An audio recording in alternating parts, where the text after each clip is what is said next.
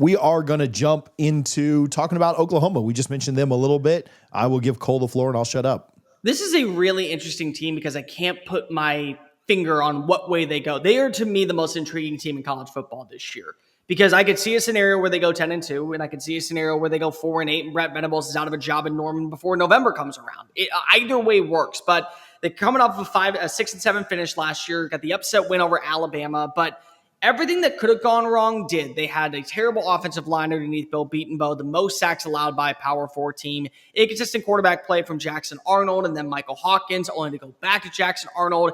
It was a who's who every single week at wide receiver of which guy was healthy and which guy was going to be on the bench. They fired Seth Luttrell, a hire that I never got behind as offensive coordinator midway through the year. They had two guys calling plays, and John Finley and Kevin Johns. So now you have Jackson Arnold listening to two different voices. They couldn't run the ball to save their life. They're ranked 75th in rushing. And so eventually things just kind of went south. The win against Alabama was a signature moment, but the loss against Mizzou, in my opinion, was almost as embarrassing as getting blown out by South Carolina, because if they had Drew Pine as their starting quarterback and still found a way to win a football game. But they made some moves. You listen in the offseason, you hear what Brett Venables said. God changed the offense. It was the worst that we saw in college football. So they go in, land Ben Arbuckle. Arbuckle comes from the air raid style offense. Now, they love to run the football in this system, but there at least is the vertical passing attack. They brought in John Mateer, a quarterback from Washington State. They've also added in some really good young up-and-comers like John Locke from Louisiana Tech, wide receiver Joshua Martin from Cal, Isaiah Sategna coming on in from Arkansas. They also brought in Giovanni Gibson from Arkansas Pine Bluff, Kendall Daniels, the former Big 12 Freshman of the Year, and the Cheeto role that really fit the Isaiah Simmons tempo, comes on in to play for now Norman.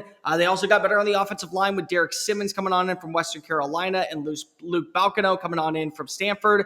But they lost some pieces. Dason McKellar is now off to Nebraska. Nick Anderson is now off to LSU. Jackson Arnold's off to Auburn. You lost Andrew Anthony to Duke. Danny Stutzman, Billy Bowman, Ethan Downs, Woody Washington, Trey Morrison.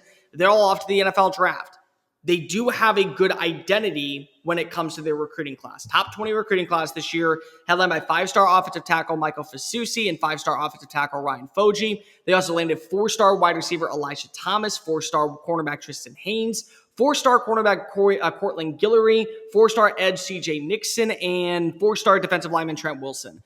Their key games, and the ones that are truly going to define what we get from Oklahoma this year, start in week 2, September 6th against Michigan. This will be either the Bryce Underwood first real test, or it will still be Mikey King calling the shots.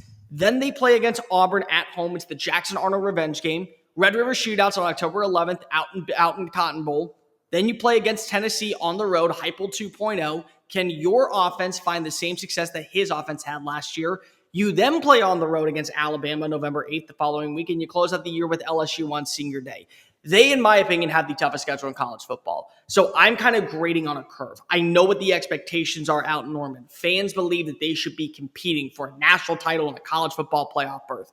But I believe if you go 8-4 with the schedule and you get quality play from John Mateer to where he's back for 2026, that's a winning formula. I want to hear this season that the offense that we saw last year underneath Brett Venables was a one-year fluke. It was really, really just a one and done.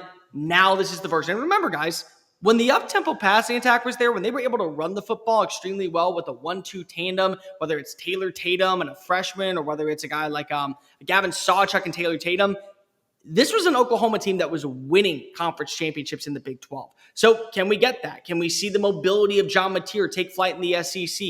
Can the transition be able to make that next step forward from Pac-12 football to a conference where it just means more? Can you watch him build that rapport with this offensive line? Can the offensive line be better and not allow 34 sacks in a season? And if you do that, your defense is still going to be stout because of it's always Brett Venables' calling card. Whether or not the offense is a hit and miss, he will always have stellar defensive play.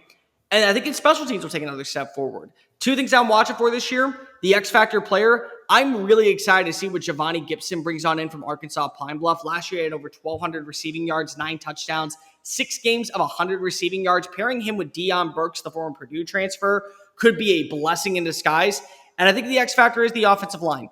At the end of the day, you have to have the big man up front blocking for your quarterback. I know that John Mateer is mobile. I know that he is a dude that's coming on in with 40-plus touchdowns and over 4,000 scrimmage yards last year, but it's not Pullman, Washington. This is the SEC. There are big dudes that are wanting to kick your ass to oblivion, and they have a motor that will not stop until they hear the whistle, and even then, sometimes it's too late. The only question I have here is, we're going to talk about coach pressure here in a little bit, but is 6-6 good enough to save his job for another year with how tough the schedule is?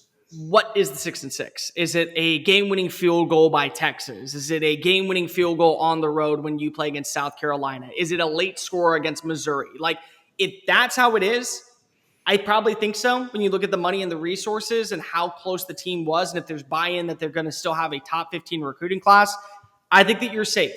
I think 7-5 guarantees you're back for another year with this schedule. I think 8-4, 1,000% guarantees you're back next year.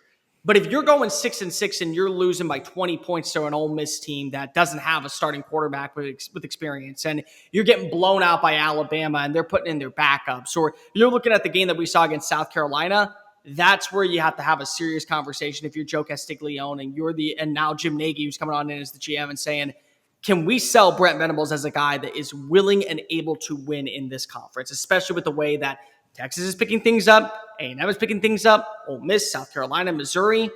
We got to make a change, and if we got to make a change, we got to do it now, because we can't be holding our head down and saying we're turning into Nebraska 2.0. Yeah, can't just delay the inevitable. Hey, thanks for watching The Power 2. If you like this type of content, make sure you hit subscribe and check out some of our other videos found here on the channel. Bye.